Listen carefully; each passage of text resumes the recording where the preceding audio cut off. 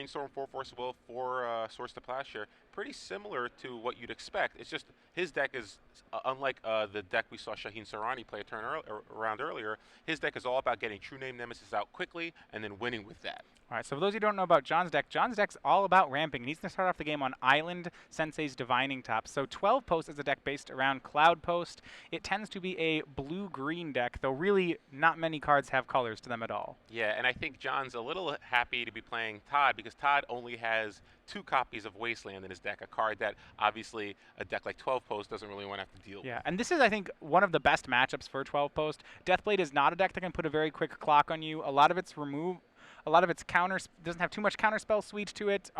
If you go long enough, John's deck is going to make grossly powerful plays. Yeah, and like we said, Todd's deck is kind of all about True Name Nemesis, and John's deck doesn't care about True Name Nemesis. Yeah, he has a lot of creatures that are just bigger than it. He plays Oblivion Stone as well. Yeah, he just races the card. Yeah. So let's see, John does, it looks like he topped on his upkeep and drew a card. It looks like it's a Misty Rainforest. Yeah, so right now, no post mana as of yet, so actually probably looks more like a countertop deck to Todd, I would say, based on the board.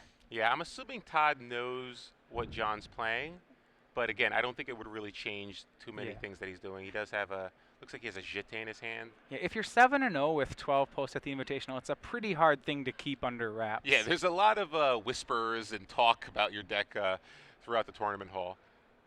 Let's see what Todd does. Todd have a Stoneforge Mystic? I believe so. Yeah, he's going to go ahead and crack. Yeah, he cracks the fetch land for an Underground Sea, and then goes for Savannah, and it will be a Stoneforge Mystic. So yeah, Stoneforge Mystic likely going to get Batterskull considering the Jeté's already in his hand. Todd does not have 1 copy of Sword of Fire Ice, which we've seen some decks employ. Yeah. He's playing the traditional 2 copies of equipment. So Fire Ice is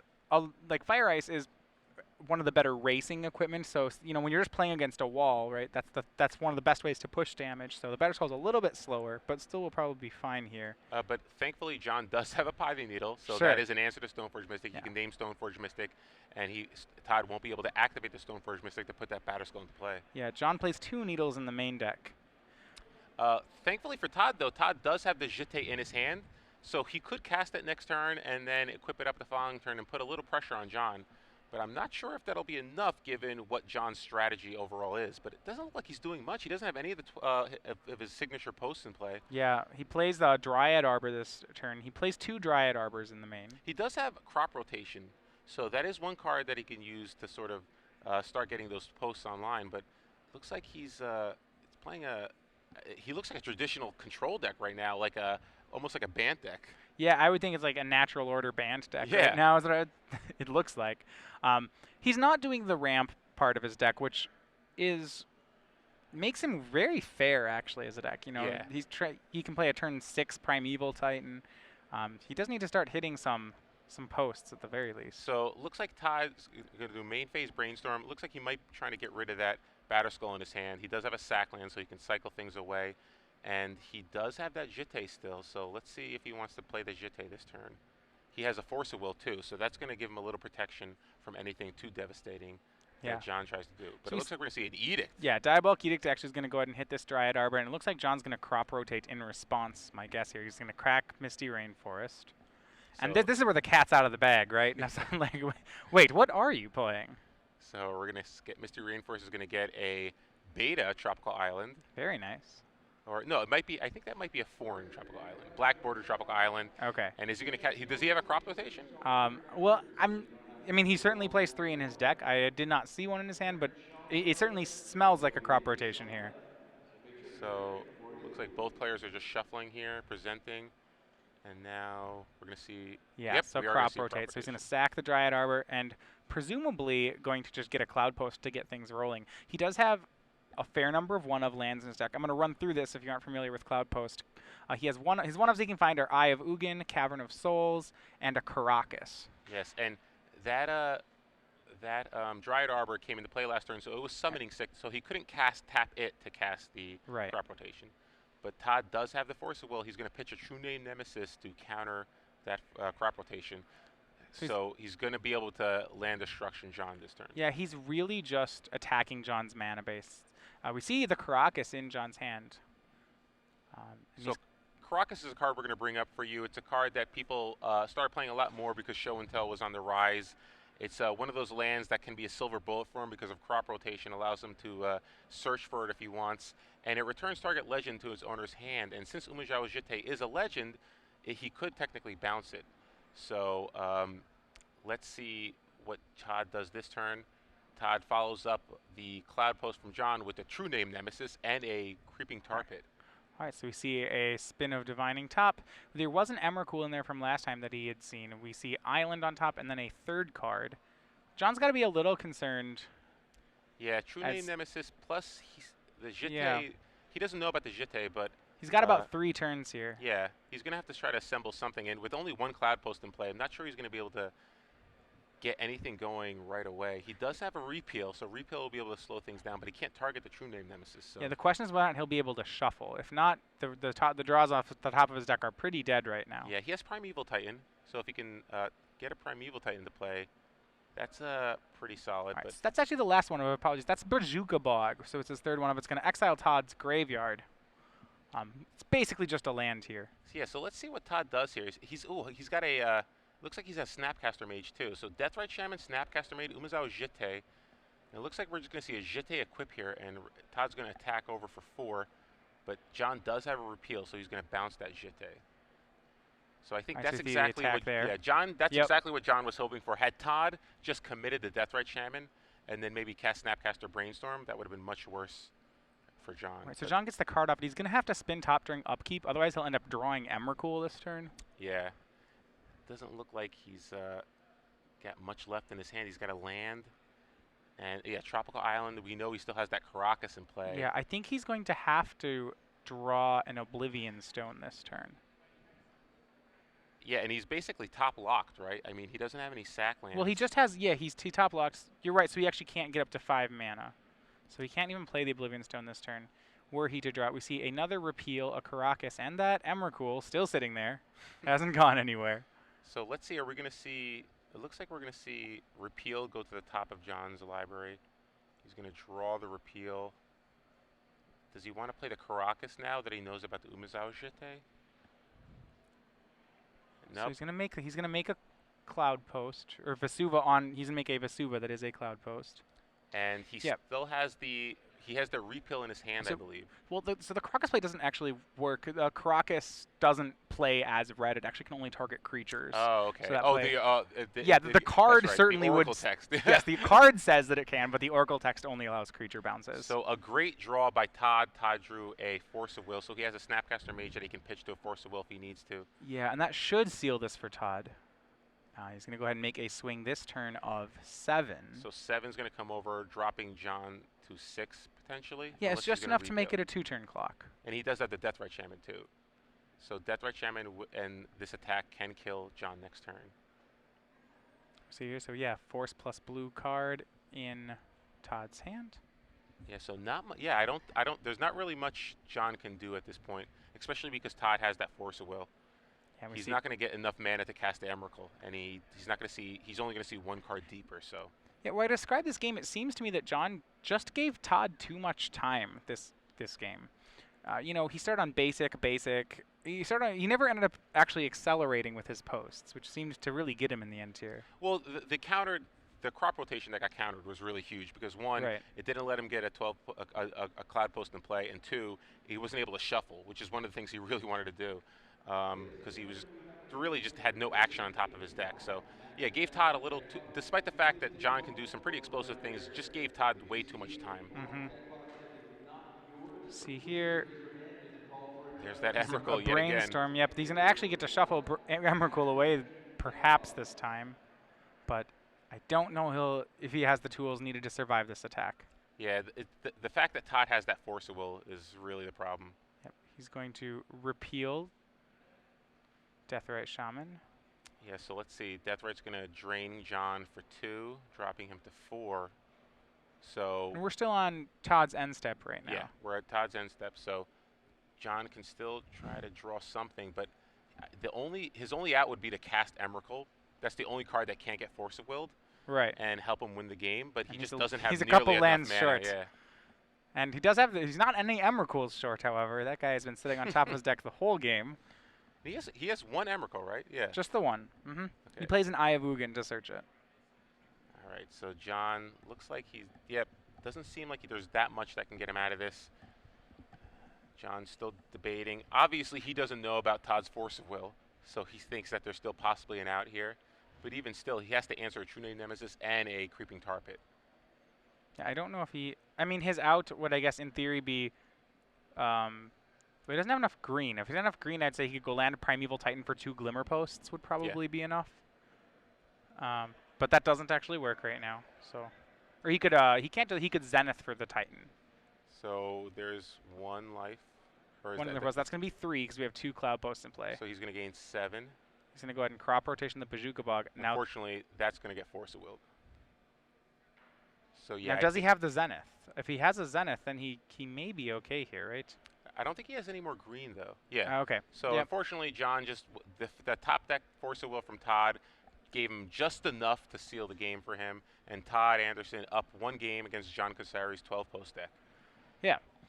So I watched last round. Actually, John played this exact same matchup against Alex Bertoncini. Was successful in the match. Did lose game 1, however. His board plan, I was interested by. I'm gonna walk through what I saw from him. He boarded in out of his sideboard off at least some number of Stifles, along with the Tabernacle at Pendrell Vale and an Elephant Grass. Now, the Elephant Grass and Tabernacle make sense, but I'm intrigued by boarding in Stifle in this matchup. Yeah, I wonder if he just cares about stopping Stoneforge Mystic from getting an equipment, or maybe just trying to land destruction the Todd's deck because of all the sack lands. But yeah, interesting. The 4 Stifles, you'd imagine that generally that's probably just against Storm, maybe. Not sure why his deck in particular would want to board in Stifle. Yeah, he has 3 Mind Break traps for the Storm matchup as well. I mean, 12-post, in my estimation, would be very, it has some very bad matchups. For example, were he paired up against Matt Nass this round, I can't imagine Elves is a good matchup for 12-post. I think, obviously, if John's playing against the deck with 4 Wasteland, maybe then he wants to bring in the so Stifle he's protecting to his protect own his lands? Cloud Posts, but I'm not sure if I'd want to bring it in against a deck like Esper Deathblade because they don't have many Wastelands. They have 2 Wastelands, so... but again, it does serve other roles. You could stop a Stoneforge Mystic, but in general, and you could stop the sack land. So maybe it's better than some of the cards he has in his main deck. I'm not sure. Obviously, a card like, I don't know if there's anything in his deck that he really is terrible. Maybe Repeal's not the best in this matchup. Repeal to me actually seems fine. I would rather repeal a Stoneforge Mystic than stifle it in this matchup. Yeah, I agree. Because even if you stifle it, they could just have one of the equipments in their hand anyway, so it doesn't even matter. Yeah. One thing about 12-post is it falls in, there's a certain category of decks where I would say if you're sideboarding more than 5 cards, you're probably doing it wrong. I would say 12-post almost certainly falls into that category, just like the core engine of the deck occupies most of the cards in here. Yeah, there's just so many cards that you don't... The only cards that don't kind of fuel the engine of your deck are cards like Pithing Needle, Oblivion Stone, and Repeal.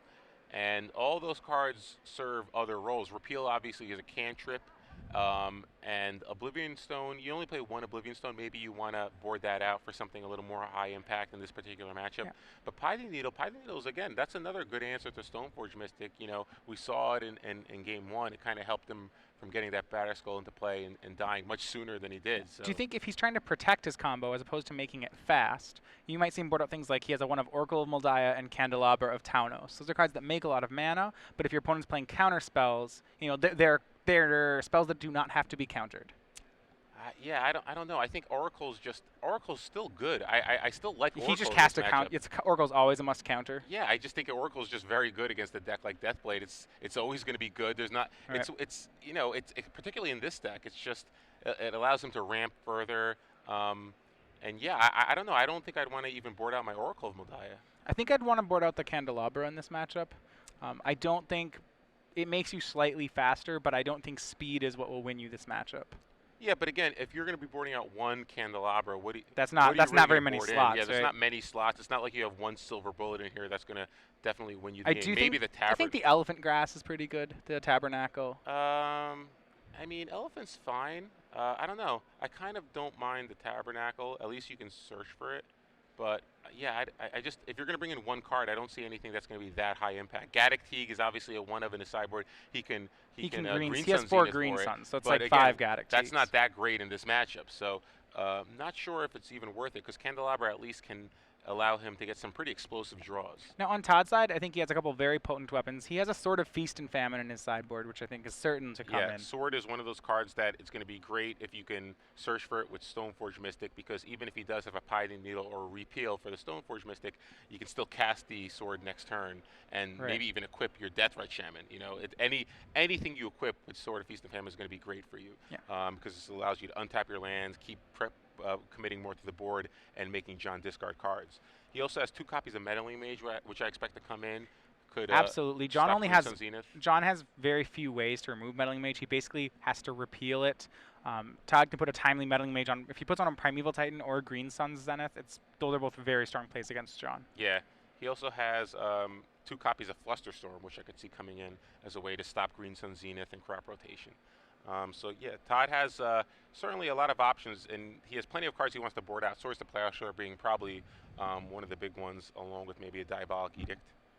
But let's see how this game goes. Looks like we do see a Flusterstorm in Todd's opening 7, and he is not happy with that, so he's going to be mulliganing. And it looks like John is comfortable with his John's opening on the keep here. Yep. So again, despite the fact that John wasn't able to pull out the first game, I'm with you. I think that John probably has a slight advantage in this matchup. Well, I think the advantage that he has is that he can mana ramp just by making land drops, and that I think is something that Deathblade's really not well equipped to deal with.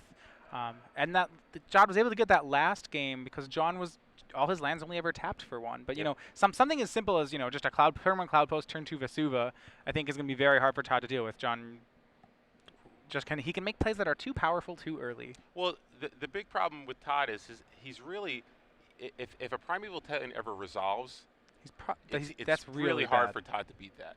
And there's not that many ways that Todd has to stop a Primeval Titan from actually resolving. He has 4 copies of Force of Will, but beyond that, he has 3 Thoughtseize, which can go after, as well as the Meddling Mage, which we mentioned. But all right, and they are on the go. John starts on a Cloud Post, Todd on a Misty Rainforest. He does have the Feast and Famine in his opener, accompanied by a Meddling Mage. So he's got some pieces here.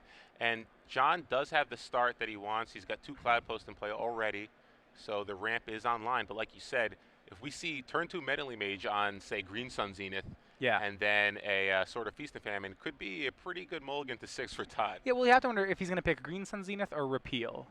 I think you have to say Zenith because you can't. Saying Repeal doesn't do anything? It doesn't do anything. Plus, if John does have Zenith here, he can just go for Oracle Modiah and then just further kind of press his advantage. That'd be, yeah, right now he could just Zenith up of Oracle. I think you want to name something really high impact with this Meddling Mage right here. Right. And you could name Primeval Titan, but he doesn't have double green. Green Sun Zenith is basically his way to get Primeval Titan right now. Absolutely, and I agree. I think that is the name here for Green Sun Zenith. We'll see what Todd goes with. Todd's thinking. Obviously Repeal's okay, but I prefer to name something more high impact. So let's see. And he what has not decided. It's tough. I mean, this is not a typical deck. Todd has probably not tested this matchup very much. Yeah, well, I mean, so for those of you, the focus of the deck is basically what you're playing posts and you're playing 8 Primeval Titans. Yeah, 8 Primeval Titans. Once you resolve it, you're going to be able to get an eye and search for either Ulamog or Emrakul and start doing some pretty abusive things. Let's see what Todd does name here. Looks like a lot of writing. It is something. I cannot read that, but we will get our spotter. Okay. Oh, wow. So he named Show and Tell here. That is something that 12 Post actually does board into a lot of the time, so it's a fair thing to name. John does not play the transformational sideboard, however, so that's going to be a blank name for Todd. So pretty fortunate name there for John. So John Kassari is going to play a top. And he's going to activate it that turn with his mana. He has currently access to 6 mana, I believe, in play. Yeah, so we have a little bit of an update right now for the Invitational. In the undefeated match between Shaheen Soorani and Matt Nass is now your first undefeated player of day 1 of the Invitational. So he went 8-0 with a 2-0 victory over Soorani. The question now will be, will he be the only 8-0 player, or will John Kassari join him in that honor? So John follows up the Sensei's Divining Top with an Expedition map, which will allow him to search for possibly an Eye of Ugin. Yeah, right now he already has access, thanks to the Glimmer Post, yet 4 more lands or mana. So Todd's going to cast Brainstorm. Brainstorm reveals another Meddling Mage along with a Force of Will and a Stoneforge Mystic. So he probably just has to be on the Meddling Mage plan here, just because John presents so much mana. Yeah. But the problem is, what do you Meddling Mage at this point? Well, I mean, and I think what we know is that he's a little bit in the dark to John's build. Show and Tell's actually a really heads-up name for him. But I do believe that mostly 12 Post only boards into Show and Tell. When they do have a transform board, they only do it in a matchup where they feel like they are too slow of a deck. Which I don't even know if this would be one of the... Like, even if he has a transform sideboard, I'm not positive Kassari transforms in this matchup. Yeah. So let's see here. It looks like Todd is going to shuffle away, so I think, a True Name Nemesis. And he's just going to cast a Meddling Mage here. Again, not sure what you could name here. I still think Green Sun Zenith is probably what you want to name. But it looks like he's just going to cast Inquisition first to get a little more information. All right, let's see John's hand. He has Emrakul, Brainstorm, Primeval Titan, and what looks to be Bajuka Bog. Wow, so right that is now, a tough spot for Todd right here. Looks like John's going to be able to get an Expedition map, get another Cloud Post. Yeah, but if he gets another... He can name Meddling Mage on Emrakul now. I mean, he's going to have to, right? Yeah. We see Crop Rotation, Primeval Titan among the top cards for John. John decides he doesn't want any of them. He's going to go ahead and map. Yeah, so let's see if he gets an Eye here.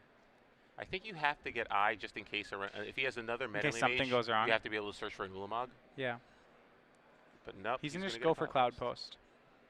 I actually thought in the last matchup, John, his philosophy or his style of playing the deck is he tends to be very aggressive at getting lots of mana as opposed to getting inevitability with Eye. He was doing that. The same plan against Alex last round. Okay, so we're going to top again. Let's see. Caracas, Cloud Post. Another Cloud Post. He's just sure he'll draw another Cloud Post. Why not? Doesn't have access to any colored mana, but he does have, I believe, 13 mana in play. So yeah, right now Emrakul will be coming into play if Meddling Mage does not come down. Well, so Todd doesn't know that he can cast it next turn. John would have to have a post, right? Yeah, but I think Todd has to play like something crazy is going to happen. Yeah. If he has a green source and a Crop Rotation, that's going to be able to cast it. So I think Todd has to play it safe here and go Stoneforge Meddling Mage on Emrakul. Right, yeah, because of that Cloud Post, John will have 16 mana next turn. Oh, so it looks like he doesn't have a Stoneforge, but he does have the Meddling Mage. So yeah, the Stoneforge was shuffled away off the Brainstorm. Is he going to name Emrakul here? We're going to get a top in response here. I mean, that's fine if he wants to. John can top as many times as he wants here. So, not sure what he named. We'll get that for you. It looks like it might. I would imagine it's Emrakul. It looks like it's an Emrakul. And so it is Emrakul, the Aeon's Torn. And another top. It looks like he has an Expedition map. Yeah, he That's found a actually map, which is very good. He can go ahead and find that Eye of Ugin, and I think we'll see him do that. He can find he can map, crack map, find Eye of Ugin, and activate Eye of Ugin all in the same turn. But Todd does have a Force of Will, so let's see if Todd's going to actually force the map. I think you have to force map here. I would think so. Yeah.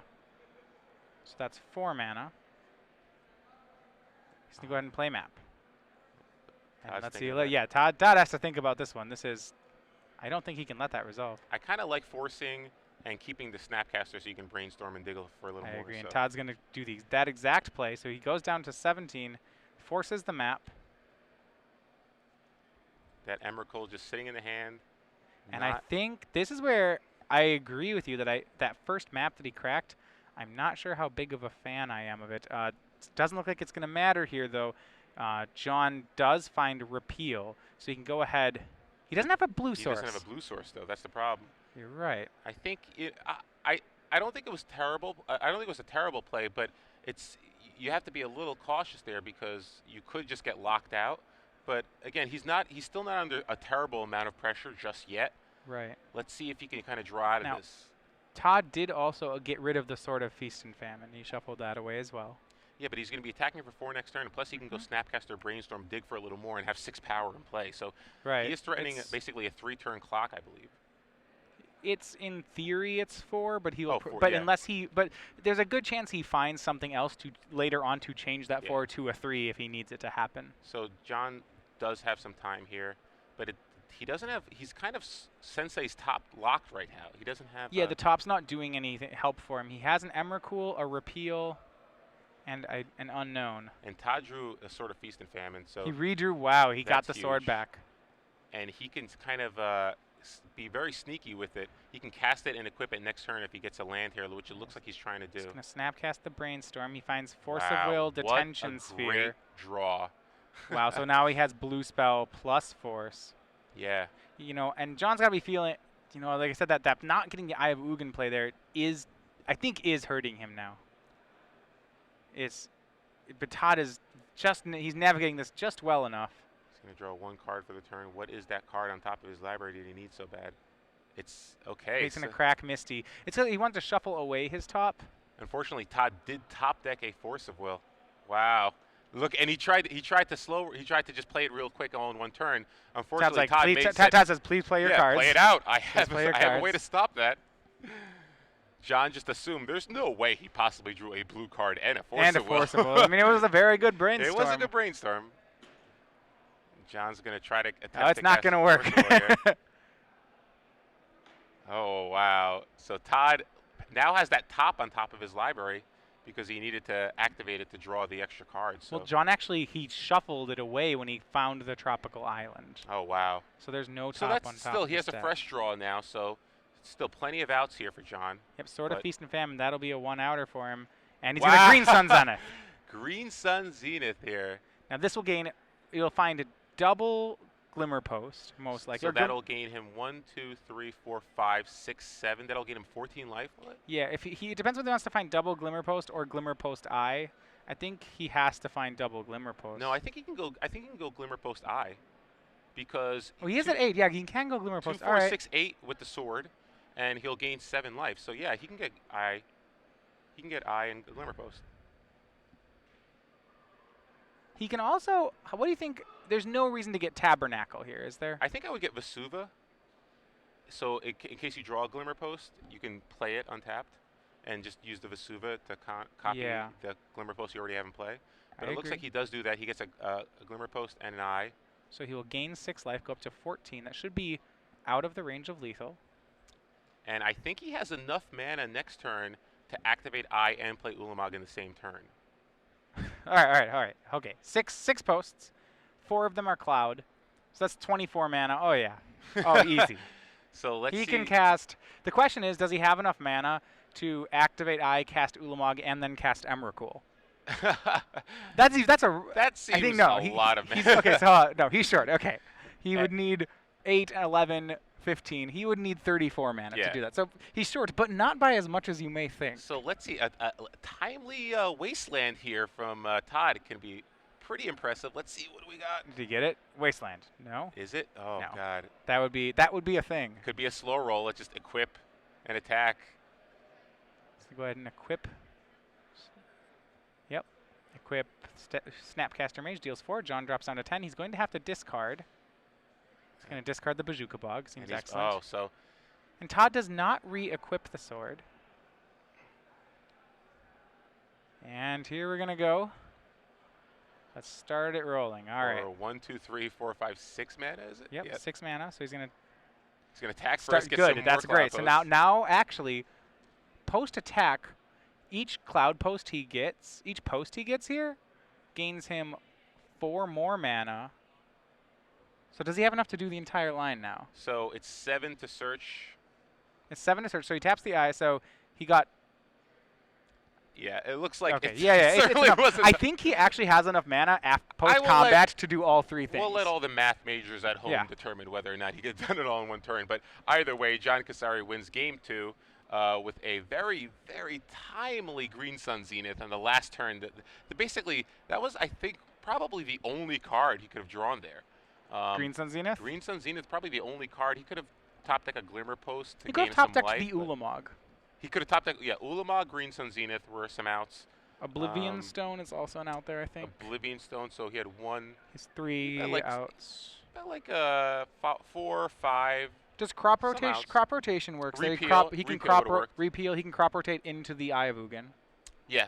So but I don't know if he had enough mana to do that. But so yeah, he has a reasonable number of draws here. Either way, though, John timely top deck there to defeat Todd Anderson in the second game, and now we're moving to Game 3. Todd will be able to be on the play this time, and let's see if Todd can kind of get that aggressive start he needs to really beat John. I'm talking about turn 1 Deathrite Shaman, turn 2 True Name Nemesis. Yeah, he gets, and I wonder whether that's the kind of hand he wants, or whether the Meddling Mage hand there is a good one. The Meddling Mage hand actually seemed really powerful. Todd was behind a card and on the draw, and I think that caught up to him at a certain point there.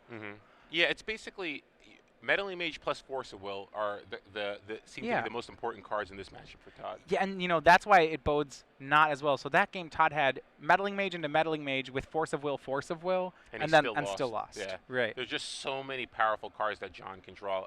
Green Sun Zenith, Primeval Titan. You can't stop everything. Yeah, and you have to say that was a pretty good mull to 6 for Todd. And plus, Todd basically had one of the Meddling Mages naming Show and Tell, which is a card that John doesn't even have in his deck. Right. So I guess from a matchup standpoint, you'd say Todd only drew 1 Meddling Mage. Yeah, I think if Todd kind of knew this matchup, he probably names Green Sun Zenith first. Yeah, and because we even said that, we're like, the first one probably names Green Sun Zenith, and he probably wins that game. Yeah, and I think the interesting thing is that by naming Show and Tell, I would say Todd actually does know the matchup. Well, he knows of the deck. He just doesn't know this particular build. Yeah. And again, I don't think Show and Tell is a bad choice if you expect people, because you're right, people do sideboard in Show and Tell, and that could easily just win the game for John right there. Unfortunately, Todd just didn't know what John's particular build was. And that's one of the things about playing a deck like 12 Post or any deck that's sort of on the fringe. You're going to get a lot of game wins simply because your opponents just don't know how to play against you. Yeah, so Todd has an interesting keep here. It looks like it's a 1-lander, but he does have Force of Will, Flusterstorm, Stoneforge. So it's got a lot of action. And yeah, he has Brainstorm to search for more land. Brainstorm, and John is going down to 6 here. So Todd is keeping. Todd, let's see if he gets Brainstorm luck, though. That is the danger of this hand, right? If he brainstorms and doesn't find a land, this is real bad for him. Yeah. I think he has like 20 lands in his deck, so not really too much of a danger there. But again, yeah, he's about with 20 lands in his deck. He's about 2/3 to hit on the turn 1. So let's see if John's going to be happy with this 6-card hand. And you're right, that Force of Will is going to be. It could be really huge for Todd.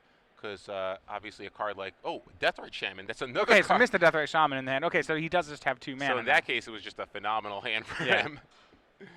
Yeah, turn 1 Deathrite leading into a Stoneforge with Force of Will backup. Yeah, that's fantastic. All right, so turn 1, Glimmer Post into Divining Top for John. We'll see whether or not that resolves. Todd does have access to a Force of Will. I don't think it's worth countering this, though. Okay. I think there's enough high-impact spells in John's deck that you have to worry about those cards, not Sensei's Divining Top. So you're not worried about Divining Top increasing the density of those by enough? No, not given the hand I have. Like, if I have a hand like Stoneforge Mystic, and I can get a Sword of Feast and Famine, I'm okay with it. So the Brainstorm from Todd finds a Meddling Mage, a Ponder, and the fetch land that he was looking for, most importantly. So now he does have the second land. It's going to be able to crack it away with the Deathrite Shaman and 2 lands in the yard. Todd's really not going to need another land here.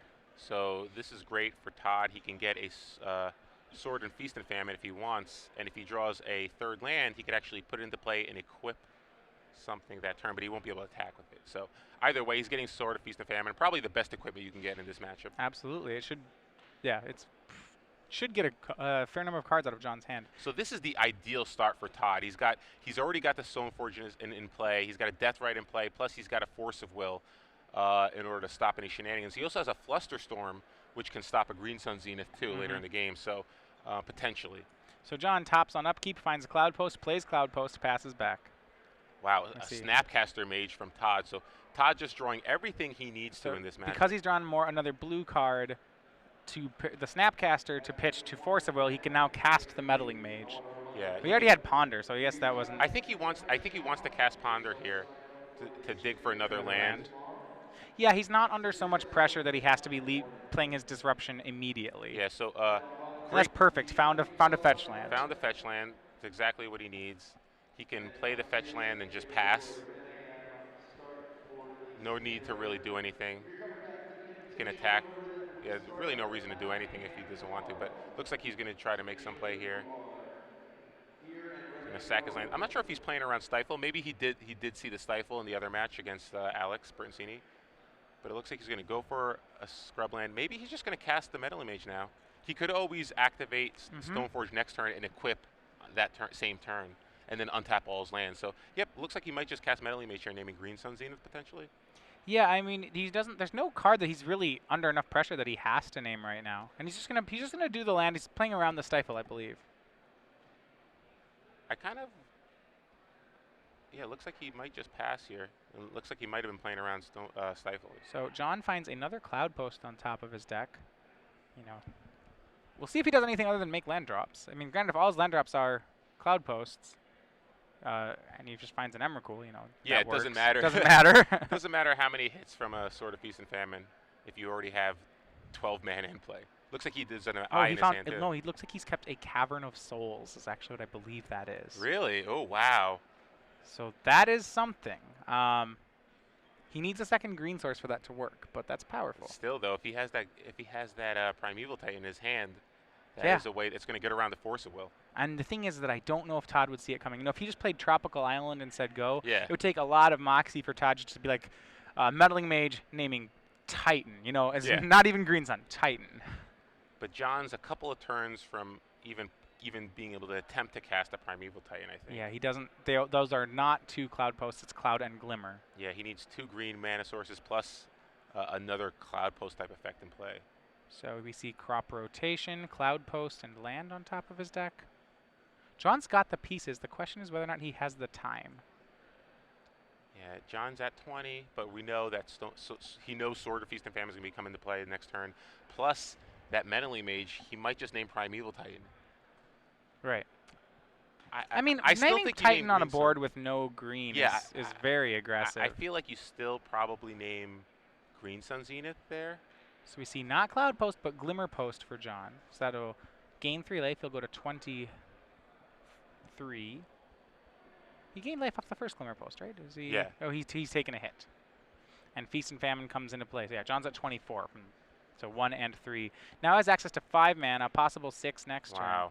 So Todd drew a Thoughtseize, really huge draw there for Todd. He's basically drawn. He has a Thoughtseize now. He's going to be able to Thoughtseize pre-combat. So we see, and now Oracle of Moldiah, Primeval Titan, Cavern of Souls, Karakas, Brainstorm. So he was setting up. It's possible he was setting up the caverning an Oracle. Yeah, this is just. Yeah, caverning Oracle would have been excellent here.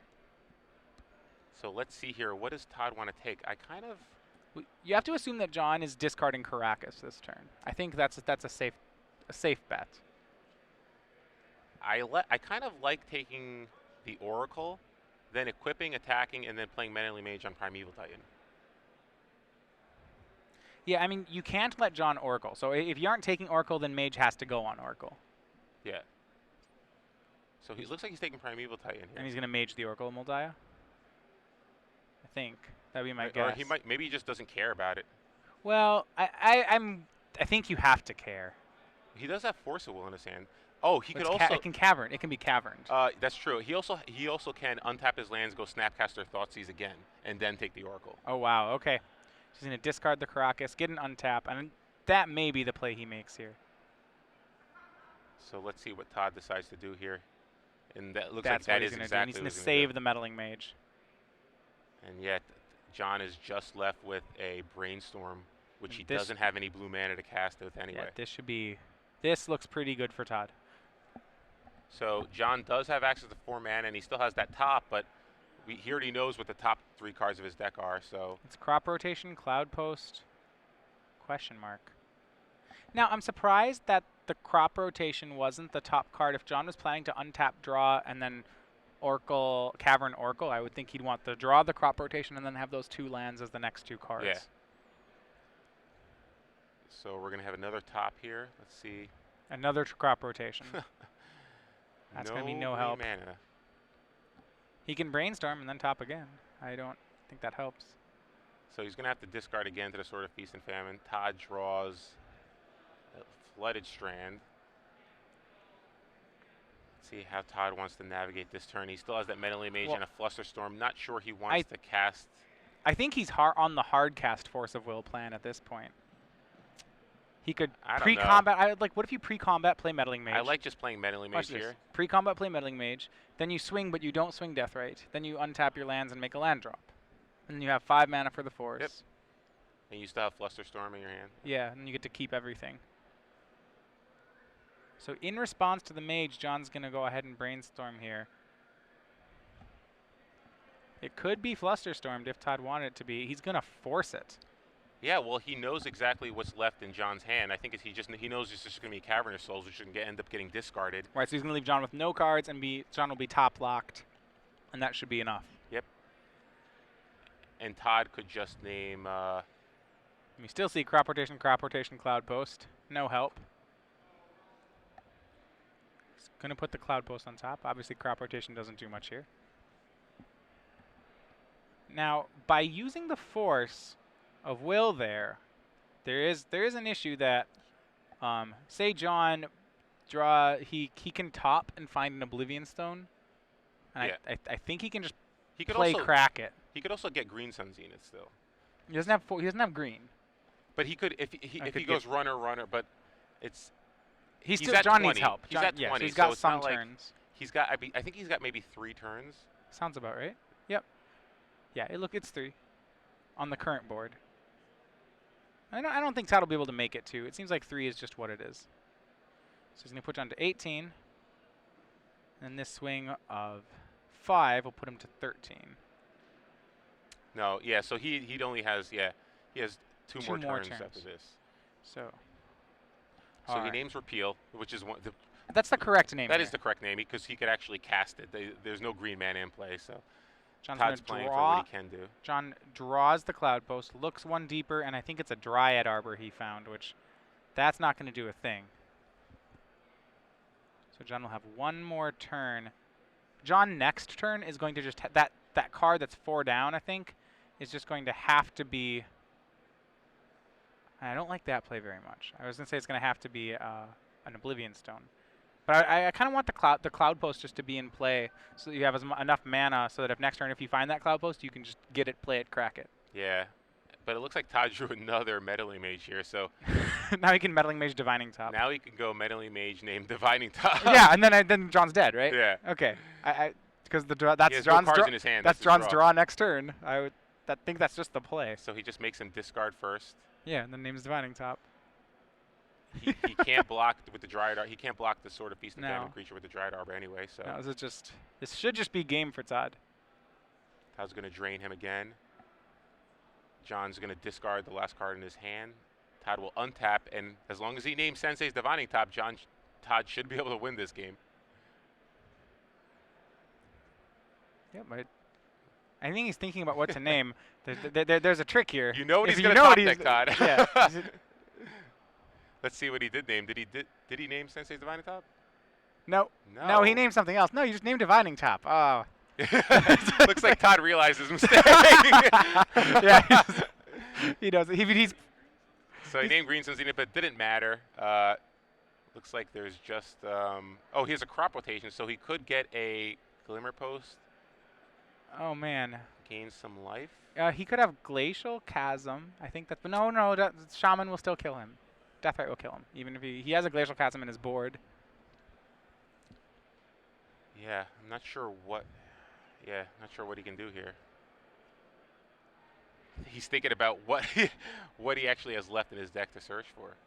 What did he find? So is it a Crop Rotation that he's drawn? I would imagine it's a Crop Rotation, yeah. And then there he shows the Glacial Chasm in his sideboard. It will give him but then he said, but the Deathrite would kill me anyway. So, yep. We're going to get a Crop Rotation here. I'm just showing... See what he gets. Yeah, I don't think it's going to matter. There's really nothing in his deck left that he can get. And all right, that'll be it. Todd Anderson, 2 games, 1 over John Kassari, which means both players will move on to tomorrow at 7-1. But that means Matt Nass is your sole undefeated day 1 player. Wow, Matt Nass.